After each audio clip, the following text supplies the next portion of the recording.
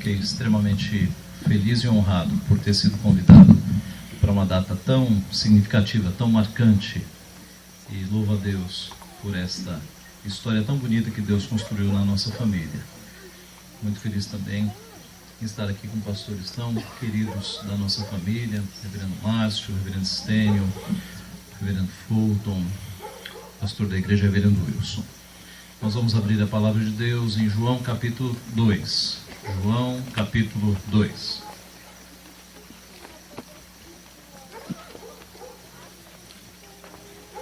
João capítulo 2. E leremos do versículo 1 ao versículo 11. João capítulo 2, versículo 1 ao versículo 11.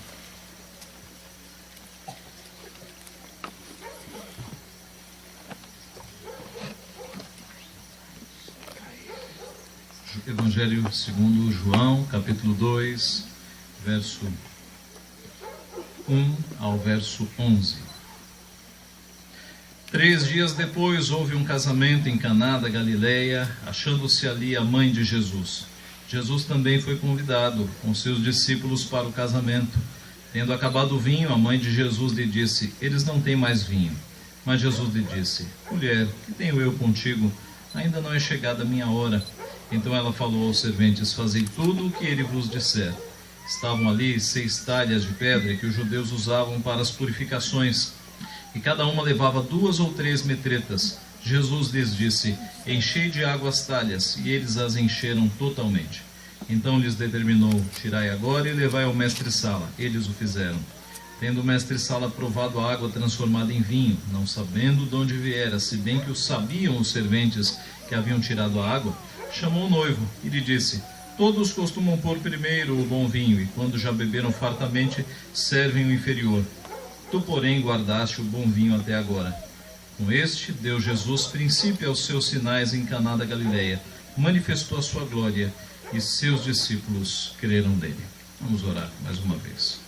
Pai Santo, Deus bendito, a obra é tua, a palavra é tua, as nossas vidas são tuas, Pai. Nós queremos pedir que o teu Santo Espírito opere nos corações, que a tua palavra de fato leve condenação àqueles que não são teus e leve salvação àqueles que são teus, Pai. Que o teu Santo Espírito opere nos corações. Nós sabemos que estamos aqui num ambiente que tem a tua presença, que tem o teu Santo Espírito, que assim como na criação, em que o teu Santo Espírito e a tua palavra estavam juntas e a criação se formou, nós sabemos que neste momento a tua palavra e o teu Santo Espírito estão juntos. E sabemos que o Senhor pode criar, ó Pai, novamente, o Senhor pode transformar, o Senhor pode fazer novos nascimentos acontecerem nesta noite. O Senhor pode santificar o teu povo, Pai. A tua palavra que é poderosa. O homem que fala é finito, é incapacitado, é limitado. Mas a tua palavra é poderosa, não volta vazia. E o teu Santo Espírito é o teu poder, Pai, aplicando a tua palavra na nossa vida. Concede então salvação àqueles que são teus. É o que nós pedimos em nome de Jesus. Amém. Amém. Se todos nós fôssemos médicos e fôssemos examinar a humanidade, qual seria o diagnóstico? Qual seria o diagnóstico? O diagnóstico seria doente. A humanidade está doente. A humanidade está enferma por causa do pecado. Os líderes da nossa nação, na sua maioria, estão corrompidos, estão em esquemas de corrupção. Venderam a sua honra, negociaram a verdade, não agem mais com honestidade. Os religiosos do nosso país, na sua grande maioria, não servem a Deus, mas servem ao dinheiro. Estão ricos, bilionários, têm canais de televisão, a custas do pobre dinheiro do povo, ou do dinheiro do pobre e miserável povo. O povo em geral se esquece a cada dia do seu Deus e anda conforme as suas paixões, correndo atrás do materialismo, de conforto, de questões financeiras.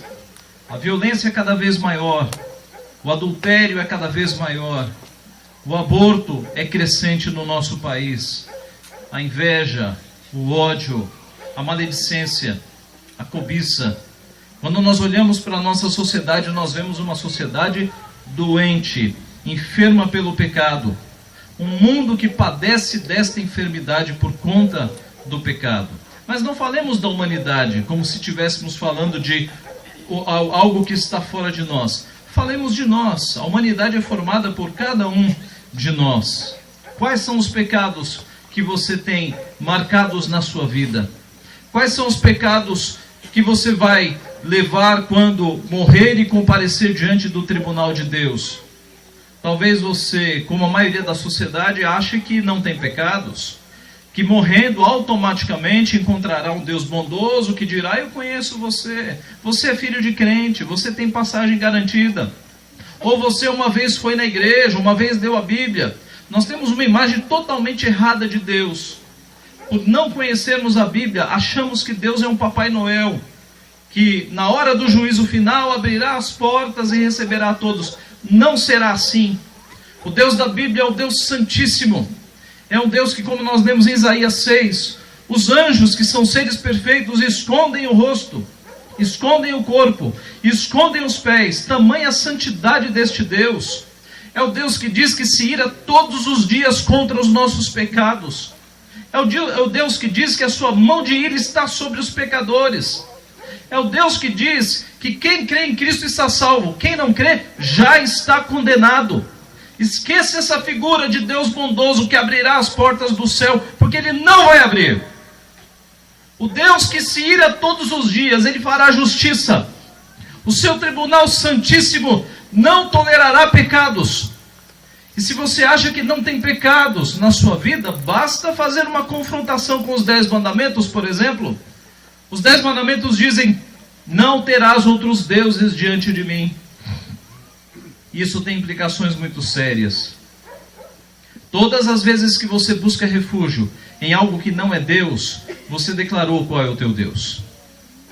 O reformador João Calvino disse que a nossa imaginação é, por assim dizer, uma perpétua fábrica de ídolos.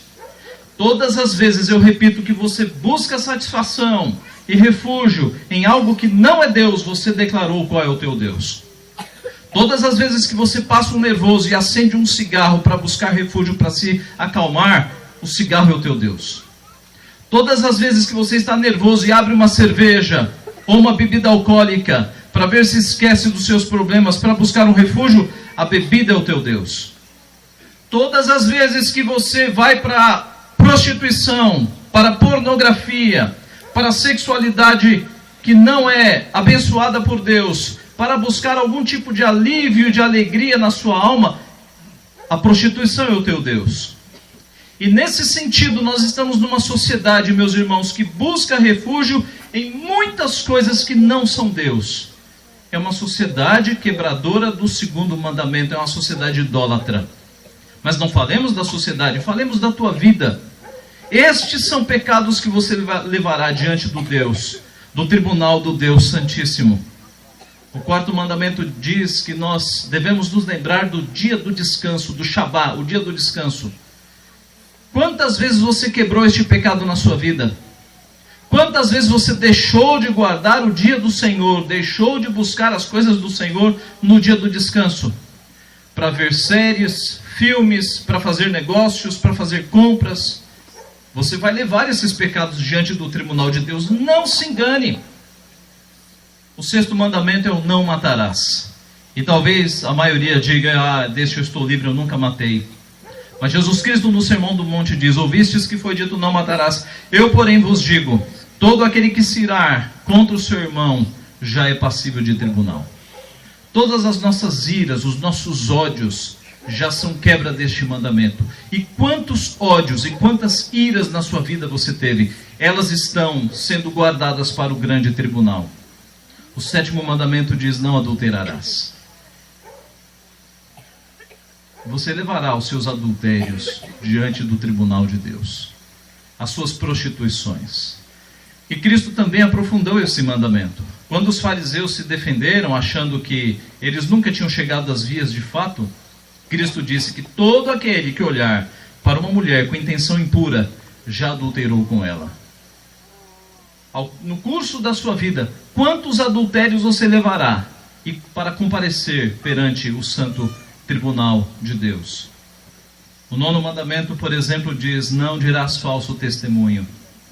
Isso tem a ver com mentira, com fofoca, com intriga, com maledicência, com calúnia, com difamação, pecados que saem da nossa língua. O prazer de falar mal dos outros, o prazer de passar uma notícia de algo ruim que aconteceu com o outro.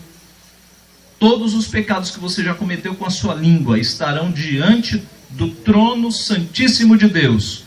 E como você vai responder diante do tribunal santíssimo com tantos pecados?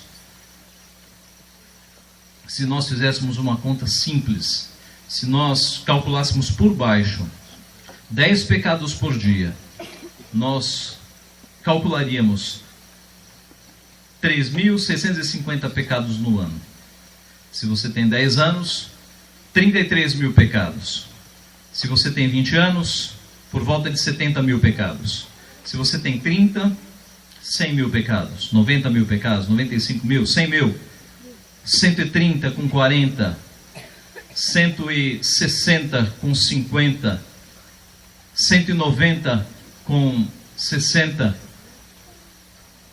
Você vai comparecer perante o santo tribunal de Deus com mais de 100 mil crimes, com mais de 100 mil pecados. Sabe qual é a chance de você obter a salvação? Com essa quantidade de pecados, diante do santo tribunal de Deus? Nenhuma. Nenhuma.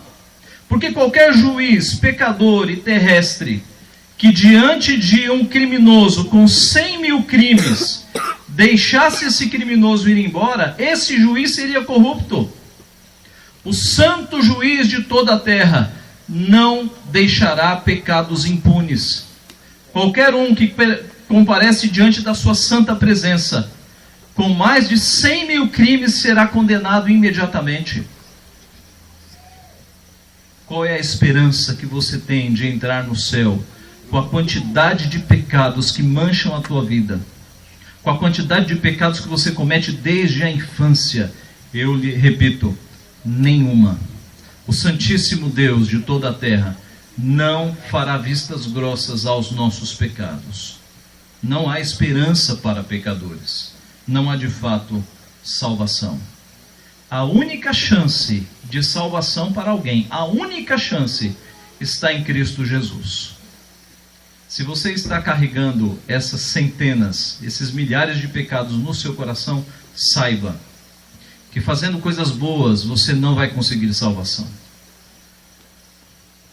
Nenhum juiz soltaria um assassino de uma família em troca de 50 cestas básicas. Deus não perdoa os nossos pecados, os nossos adultérios, os nossos assassinatos, porque nós demos presentes no final do ano, ou porque nós damos 50 reais para uma creche, ou porque nós fazemos o bem para alguém. Não há compensação. A palavra de Deus diz que pela graça sois salvos. E isto não vem de vós, é dom de Deus, não de obras para que ninguém se glorie. Não haverá nenhum tipo de salvação por obras no céu. Todos estão condenados. Você precisa correr para Jesus Cristo. Se você está nessa situação, carregando centenas e centenas de pecados, acumulando ira para o dia do julgamento, não há salvação para você, se você não correr para Cristo Jesus. Há 100 anos atrás, reverendo Natanael Cortez pregava aqui neste lugar, em João 1:29. E a pregação dele foi que Jesus Cristo é o Cordeiro de Deus que tira o pecado do mundo. E as palavras de João Batista ecoam pelos séculos. Jesus Cristo é o Cordeiro de Deus que tira o pecado do mundo. É o único Cordeiro de Deus, o único que tira o pecado do mundo. Sem correr para Cristo, sem crer em Cristo, não há chance de salvação. Você precisa de Cristo para se salvar. O texto que nós lemos apresenta, dentre muitos textos de toda a Bíblia, quem é Jesus Cristo, em quem nós podemos ter salvação. E nós podemos analisar os 2 primeiros versículos, mostrando que Cristo é aquele que estava próximo do povo. Os 2 primeiros versículos falam da sua presença e da sua proximidade. O texto diz que 3 dias depois houve um casamento em Caná da Galileia, achando-se ali a mãe de Jesus. Jesus também foi convidado com seus discípulos para o casamento. Desde os tempos bíblicos acontecem festas de casamento. E você possivelmente já foi chamado para algumas cerimônias de casamento e festas de casamento. Jesus também. Jesus era próximo das pessoas. Jesus não estava enclausurado num templo ou isolado num palácio. Jesus convivia com as pessoas, por isso ele foi convidado com seus discípulos. Jesus, meus irmãos, percorreu as empoeiradas ruas da Galileia, pregando o Evangelho, ensinando pessoas, curando pessoas, salvando pessoas. Os seus pés se sujaram naquelas terras, porque ele era próximo. Jesus, não poucas vezes nós vemos Jesus curando as pessoas, não apenas com a voz, mas com o toque, fazendo por vezes de um pouco de terra um lodo e colocando nos olhos, por vezes tocando, sentindo, deixando tocar nas suas vestes para que saísse poder. Jesus era muito próximo das pessoas. Certa vez eu ouvi uma entrevista lá em São Paulo de um médico que era muito carrancudo, muito sério e não era de muita simpatia, mas quando ele entrava numa sala de hospital, numa internação, ele segurava o dedo do paciente. E mesmo com aquele ar muito sério, muito taciturno, todos os pacientes gostavam dele, porque ele segurava o dedão dos pacientes numa mostra de carinho. Nosso Jesus Cristo era querido. As crianças queriam estar com ele. As mulheres o seguiam. Os discípulos o apreciavam. O testemunho de João Batista foi que nós vimos a sua glória, glória como do unigênito do Pai. Jesus era próximo. Essa proximidade foi profetizada.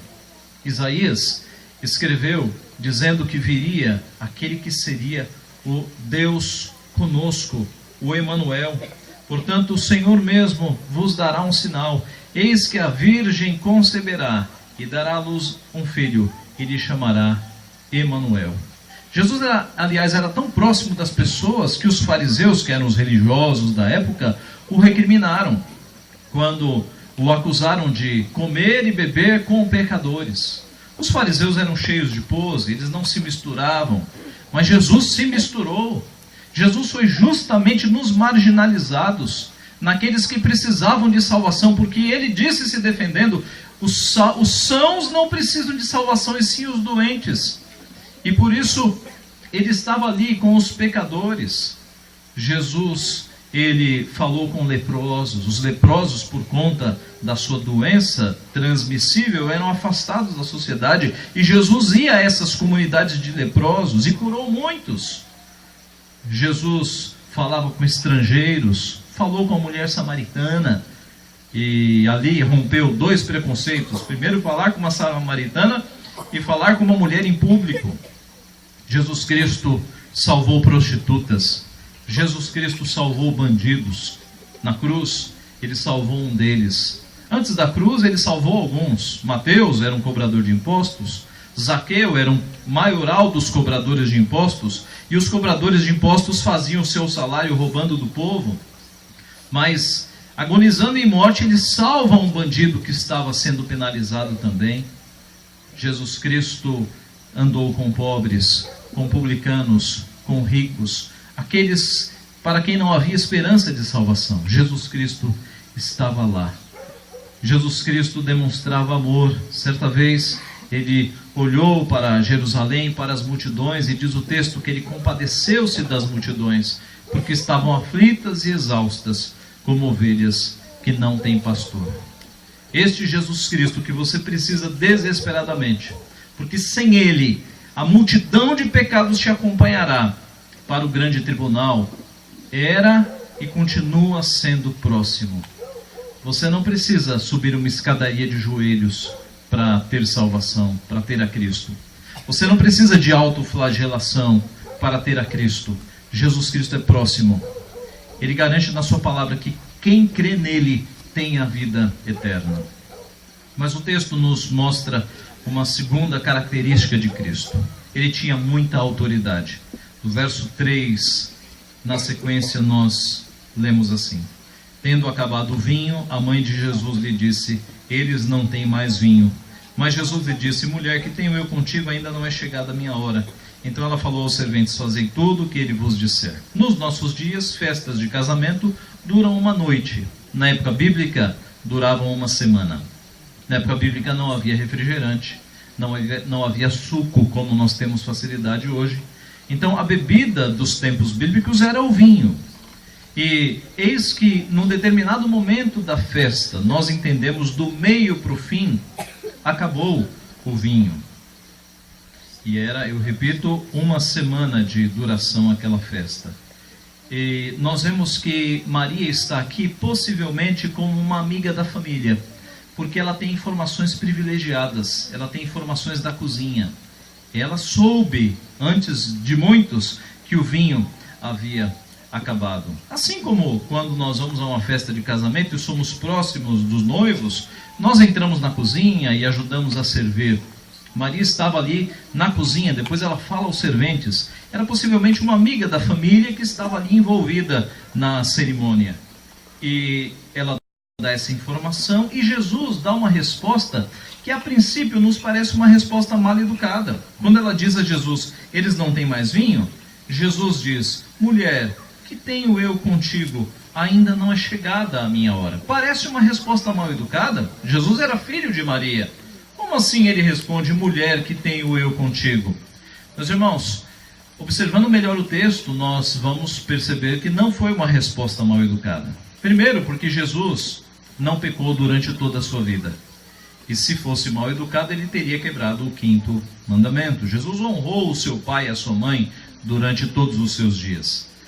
O ponto é que nós vamos entender por que essa resposta dura de Jesus ao imaginarmos qual era a intenção de Maria. Jesus diz: mulher, que tenho eu contigo? Ainda não é chegada a minha hora. Hora do quê? Hora de se manifestar como Messias. E onde está escrito isso? No pedido de Maria. Por que Maria foi dizer para Jesus que eles não têm mais vinho? Era Jesus o responsável pelo suprimento da festa? Era Jesus aquele que deveria fornecer vinho para a festa? De forma alguma. Quando Maria vai em Jesus, e Maria sabe que Jesus é o Messias, Maria sabe da sua missão desde a infância, desde os primeiros anúncios do anjo, e diz: Jesus, filho, eles não têm mais vinho, é que ela queria que ele fizesse um milagre. Foi por isso que ela foi dizer isto a Jesus e não aos serventes e aos responsáveis da festa. Jesus então coloca Maria no seu devido lugar. Ele não a chama de mãe, ele a chama de mulher. Jesus está ali separando as coisas. Ele está dizendo, não agora para sua mãe, mas ele está dizendo para a sua discípula: mulher, que tenho eu contigo? Ainda não é chegada a minha hora. Hora do quê? Hora de se manifestar como Messias. Maria queria que, na verdade, Jesus mostrasse todo o seu poder ali, fazendo um grande milagre, para que as multidões, já no seu início de ministério, vissem que Jesus era o Messias. Mas Jesus não fez isso. Aliás, o texto vai nos mostrar que Jesus fez o milagre, mas foi um milagre silencioso. O objetivo deste milagre não era que a multidão cresce nele. O objetivo está bem expresso no versículo 11. Com este deu Jesus princípio aos seus sinais em Caná da Galileia, manifestou a sua glória e os seus discípulos creram nele. Este era um milagre para os discípulos, não era para a multidão. Maria queria que o milagre fosse para a multidão. Por isso que Jesus a colocou no seu lugar: mulher, que tenho eu contigo, ainda não é chegada a minha hora. Meus irmãos, hoje muitas igrejas ficam fazendo espetáculo da fé. Na televisão, você já deve ter visto. Fazendo encenações, pagam pessoas para que finjam curas, fazem verdadeiros circos na televisão, com muito barulho inclusive. Jesus Cristo fez um milagre grandioso aqui, que foi transformar água em vinho, em silêncio, para que os seus discípulos crescem que ele era o Messias. Meus irmãos, Jesus tem muita autoridade. E Maria, então, submissa ao seu discípulo, ao seu Senhor, na verdade, ela dá ordens aos serventes. Verso 5. Então ela falou aos serventes: fazei tudo o que ele vos disser. Esse versículo é chamado de o mandamento de Maria. O mandamento de Maria. Se você aprecia Maria e se você quer obedecer Maria, obedeça. Fazei tudo o que Cristo vos disser. É o mandamento de Maria. Mas note, meus irmãos, que a inscrição, o adesivo, o que tem se pregado nos últimos dias, que diz assim: peça à mãe que o filho atende, não tem base bíblica. Porque aqui Maria teve um pedido negado. Aqui Jesus mostrou a sua autoridade até sobre Maria. Não negamos que Maria seja mãe de Jesus Cristo. Ela é. E ela não é mãe apenas da parte humana, ela é mãe do Jesus, homem-Deus, da pessoa teantrópica, do Deus-homem, indivisível, inseparável. Mas Maria, ela é submissa a Jesus Cristo. Maria não morreu na cruz para pagar os nossos pecados. Jesus Cristo o fez. Maria nem morreu, nem ressuscitou. Jesus Cristo o fez. Maria não é intercessora, Jesus Cristo é. A Bíblia diz que nós temos apenas um intercessor, um mediador entre homens e Deus. Leia a Bíblia e você descobrirá isso. Jesus Cristo, Filho de Deus. Ele é o único mediador, ele é o único que está entre nós e Deus. Ele é o único que faz essa mediação. É por isso que nós estamos asseverando aqui que Jesus Cristo é o único caminho. Sem Cristo você não tem salvação. No juízo final não adiantará clamar por Maria, ela não poderá fazer nada. Nem por Paulo, nem por Pedro, nem por qualquer um dos chamados santos. Apenas em Jesus Cristo há salvação. Porque Jesus Cristo foi muito próximo, e é. E Jesus Cristo tem total autoridade, como nós demonstramos. E por fim, Jesus Cristo, que é muito próximo e que tem total autoridade, ele tem todo o poder. A descrição do milagre agora a partir do verso 6. Estavam ali 6 talhas de pedra que os judeus usavam para as purificações, e cada uma delas levava 2 ou 3 metretas. Era o costume na época, na casa de qualquer judeu, na entrada da casa, haver ali algumas talhas de pedra, parecido com os nossos potes que havia nas casas aqui do Ceará. Só que o pote ficava na cozinha. Na residência do judeu, você tinha lá, logo na entrada, talhas de pedra com água, que os judeus usavam para as suas purificações, para fazer as suas lavagens antes das refeições. E eles tinham todo um ritual de lavagens, não é? O texto nos diz que cada talha levava de 2 a 3 metretas. Metreta é uma medida bíblica que equivale a aproximadamente 40 litros de água. Então, cada talha tinha ali de 80 a 120 litros de água. E nós vemos que eram 6 talhas. E nós vamos ver que elas foram cheias totalmente. Então, se você pegar 120 e multiplicar por 6, você terá aí 120 por 6. Teremos mais de 600 litros, mais de 700 litros de água.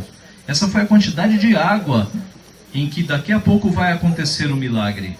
E nós vemos, meus irmãos, que Jesus então manda que as talhas, as 6 talhas de pedra, sejam cheias. Ele determina aos serventes: tirai agora e levai ao mestre-sala. Mestre-sala era um homem que organizava a festa. Eles o fizeram. Tendo o mestre-sala provado a água transformada em vinho, não sabendo de onde viera, mas se bem que sabiam os serventes que haviam tirado a água, chamou o noivo e lhe disse: todos costumam pôr primeiro o bom vinho, e quando já beberam fartamente serve o inferior. Tu, porém, guardaste o bom vinho até agora. Foi um milagre silencioso, foi um milagre rápido. As talhas foram cheias de água. Jesus chamou os serventes e disse: tirai e levai ao mestre-sala. O mestre-sala não sabia nada do que havia ocorrido, mas quando ele bebeu aquele vinho, ele teve acesso ao vinho mais precioso que ele já tinha provado em toda a sua vida. E aí vem o elogio. Todos costumam pôr primeiro o bom vinho e quando já beberam fartamente servem o inferior. Naquele contexto de festa de uma semana, colocava-se o vinho mais barato no começo da festa. Todos colocavam o bom vinho no começo da festa. Porque do meio da festa para o fim, nós já imaginamos que não havia muito paladar para discernir bons vinhos, né? No final da festa, do meio da festa para o fim. E o mestre Sala faz esse elogio. Dizem que bom vinho é o vinho mais antigo, mas aqui nós temos Cristo fazendo em uma fração de segundos talvez o melhor vinho que já existiu. Um vinho miraculoso, um vinho saboroso, um vinho feito pela força do seu poder. Meus irmãos, este Jesus que você tanto precisa, sem o qual você não passará pelo tribunal de Deus, ele tem muito poder. Ele demonstrou o seu poder em todo o seu ministério. Poder sobre o coração dos homens, quebrando corações de pedra.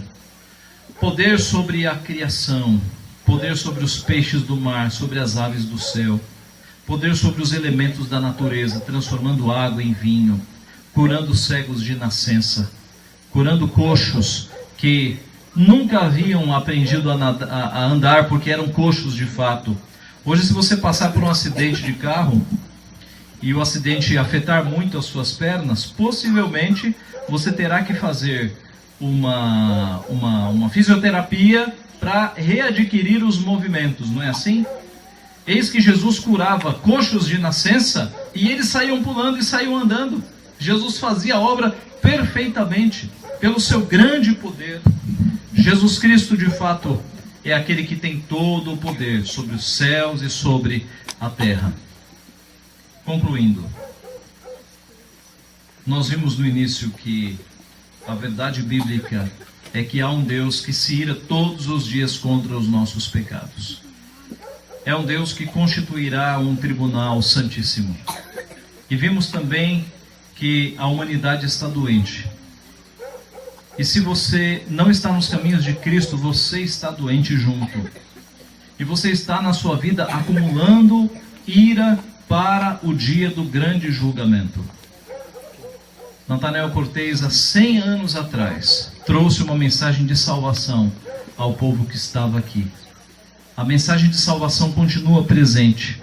O Cristo que salva, o Cristo que é próximo, o Cristo que tem toda a autoridade, o Cristo que tem todo o poder, ele continua salvando pessoas. E você pode sair dessa reunião e desconsiderar tudo, e continuar na tua vida de pecado, de adultérios, de traições, de ódio, de crimes. Você pode continuar convivendo com toda essa culpa que aflige o teu coração. Ou você pode, de uma vez por todas, perceber que você não tem salvação se não for em Cristo Jesus. Ele é o Cordeiro de Deus que tira o pecado do mundo. Sem Ele não há salvação. A mensagem do Evangelho é proclamada, e ela foi proclamada nesta noite. Aqueles que reconhecem a voz do seu pastor ouvirão, reconhecerão de fato o seu mestre. Mas sabemos que a mensagem do Evangelho é para a condenação também. Que Deus te livre desta condenação. Alguns de vocês aqui foram criados na igreja, estão longe da igreja. Alguns de vocês talvez já ouviram muito a mensagem do Evangelho, mas continuam vivendo vidas que desagradam a Deus. Continuam acumulando ira para o dia do grande julgamento. Naquele dia, nenhum de vocês poderá dizer, eu não sabia, porque o Evangelho tem sido pregado, porque a mensagem tem sido proclamada. Que Deus então tenha misericórdia da sua alma. Que você de uma vez por todas perceba que não há outra forma de salvação senão em Cristo Jesus. Aqueles que já têm andado nos caminhos do Senhor, aqueles que têm diariamente a certeza do perdão, aqueles que têm experimentado que nós não somos santos, que nós pecamos, mas que quando nós buscamos o nosso Senhor e confessamos os nossos pecados, nós temos a bela e dadivosa graça de recebermos o perdão de Deus. Que nós continuemos nestes caminhos, anunciando o Evangelho de Cristo. A humanidade está de fato enferma, Mas Jesus Cristo é a salvação, é a única salvação. Que Ele assim nos abençoe. Amém.